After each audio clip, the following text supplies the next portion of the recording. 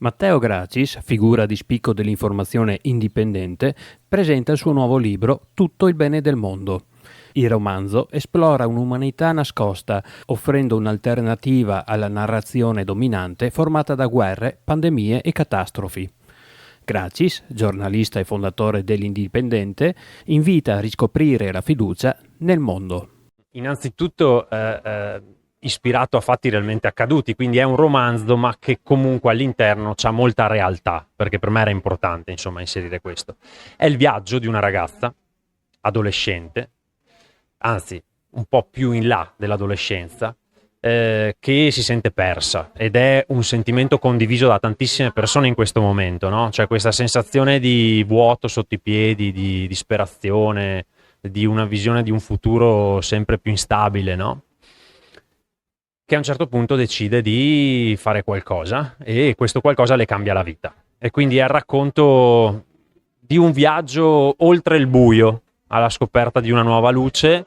E ecco, questo è quello che posso dirvi per il momento. Chiaramente è molto anche autobiografico, essendo un romanzo, però all'interno ci sono una serie di fatti, notizie, racconti assolutamente reali, che il lettore man mano che li legge capisce che sono reali e che sono assolutamente collegati con la realtà.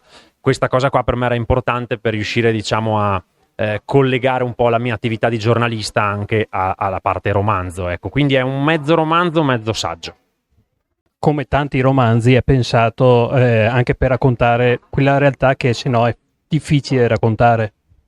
Sì, assolutamente. In più il romanzo lascia la possibilità di dire certe cose ma non in prima persona, quindi diciamo che già io sono uno con pochi peli sulla lingua, in questo caso proprio non ho avuto nessun problema.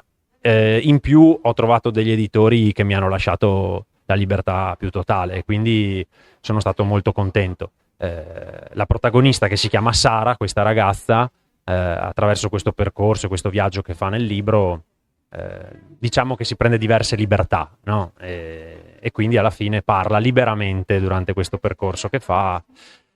E nulla, sono contento perché i primi feedback e riscontri sono molto positivi. A me, diciamo, la priorità era quella di cercare di dare un contributo in questo momento in cui tutti quanti pensano che il mondo vada male. Ecco, un contributo nel dire no, non è così. Anzi, il mondo va incredibilmente bene, ma non lo sappiamo, non ce ne rendiamo conto. Ecco, il libro va in quella direzione. La serata è stata organizzata dalla libreria La Bassanese di Bassano del Grappa e ha visto l'Auditorium Vivaldi di Cassola gremito. Tu consigli sempre anche sui social di viaggiare, soprattutto per i giovani.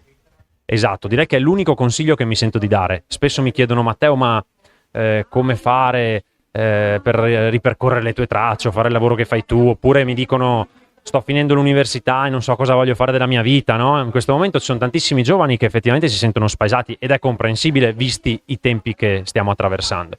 Io l'unico consiglio che mi sento di dare è zaino in spalla e via andare, perché lì secondo me non si sbaglia mai. Sara, nel racconto del libro, ne è un esempio lampante. Pensando alla guerra, pensando a tutte queste vicende del giorno d'oggi, c'è positività anche in questo caso? Assolutamente, sì. Nel libro ci sono vari spunti a riguardo, però ve ne dico uno che però risponde anche alla tua domanda, alla tua osservazione. L'ottimista non è colui che crede che tutto andrà bene, quello è il fesso. L'ottimista è colui che crede che ad ogni problema c'è una soluzione, e io in questo senso sono un inguaribile ottimista.